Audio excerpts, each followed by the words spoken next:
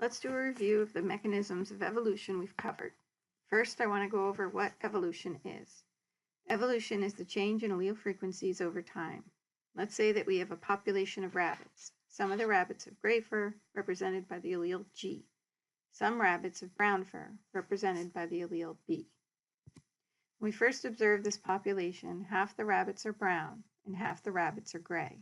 So the frequency of the alleles in the population is 50-50. 50% gray and 50% brown. Some time passes and we come back to the population and we notice a change. Now, 90% of the population of rabbits are gray and 10% are brown. The allele frequency for fur color has changed. Since fur color is genetically inherited, it's an example of evolution. Note that we don't know why fur color changed. In other words, we don't know what caused the change. We just know the fur color in the population changed. So what caused the change in fur color in this population of rabbits?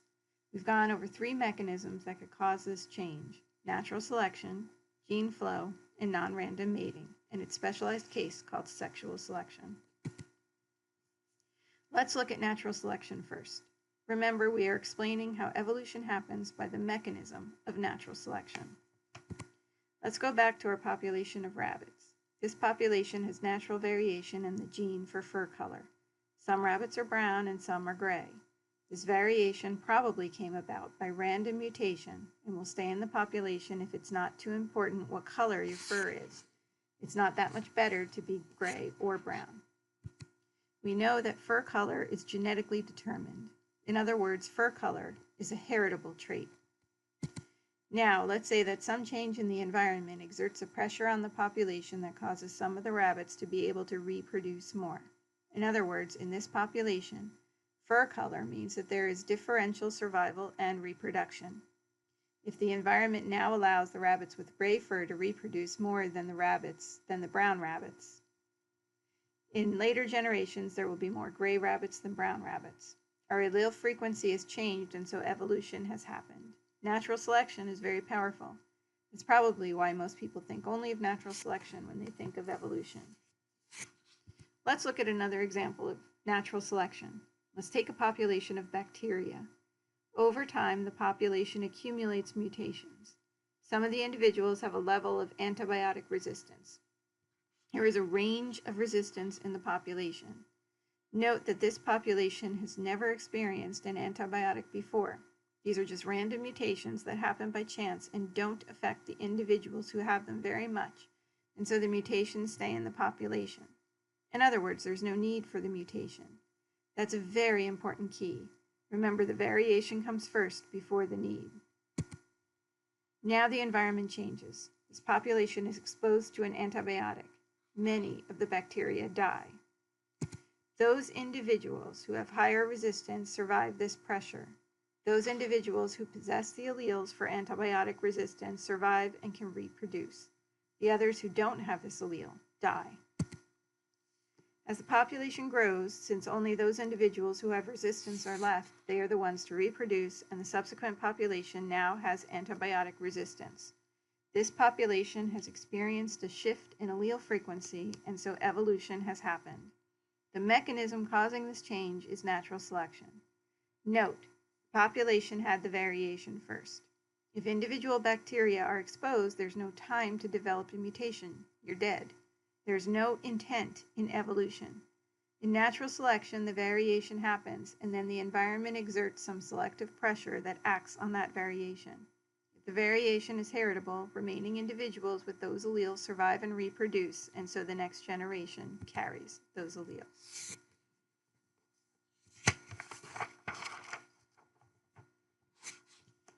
Now let's talk about another way that evolution can happen. Our second mechanism of evolution, gene flow. Species are usually made up of many separate populations. Some populations are close together and some are farther apart. Some are separated by barriers and cannot intermate. Let's take 2 populations of beetles. Some individuals are green and some are brown. Note that in this case there isn't much advantage to color. It's just natural variation that exists in the population. These 2 populations are separate and rarely mate with each other. Over time, they start to differ from one another genetically. We don't know why. They just do. Our population on the left here has more green beetles, and the one on the right has more brown beetles. Both populations are the same species, but over time, genetic changes may become so great that they become different species.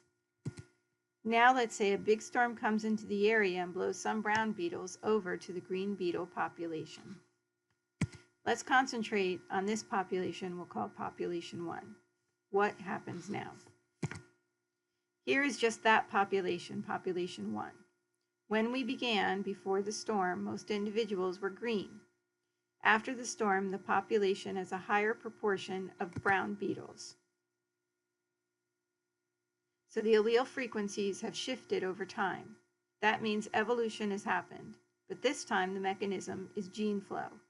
Gene flow can be important in conservation because it's a way for keeping populations genetically similar, especially if we artificially break them up, for example, by building housing development through their habitat. Our last mechanism we'll talk about this week is non-random mating. This just means that individuals choose their mates based on some characteristic. We call the collection of outer traits the individual's phenotype. So individuals choose to mate with certain other individuals based on their phenotype. A special case of non-random mating is sexual selection, which is when individuals choose members of the opposite sex based on some characteristics specific to that sex. On the left is a group of beetles that mate randomly. This population has natural variation in their color. An individual has an equal chance of mating with an individual of any color. There's no preference for one over another. On the right, the brown beetle prefers to mate with other beetles that match their phenotype, other brown individuals. Mating choice is now not random, but based on some outward characteristic. So remember, evolution is the change in allele frequencies over time. Beetle color is a heritable characteristic in this example. Some beetles are light brown, some are dark brown, and some are yellow brown. If dark brown beetles only mate with dark brown beetles, in the next generation the allele frequencies will shift. If this were sexual selection, let's say the dark brown color is preferred by all females. In later generations, or after non-random mating occurs, the population will have more dark brown beetles. The allele frequency of beetle color has changed over time, so evolution has happened. This time, though, the mechanism is non-random mating. In sexual selection, let's say that the female chooses the male based on characters that are only possessed by the male. This preference will drive more males in the population to have those characteristics.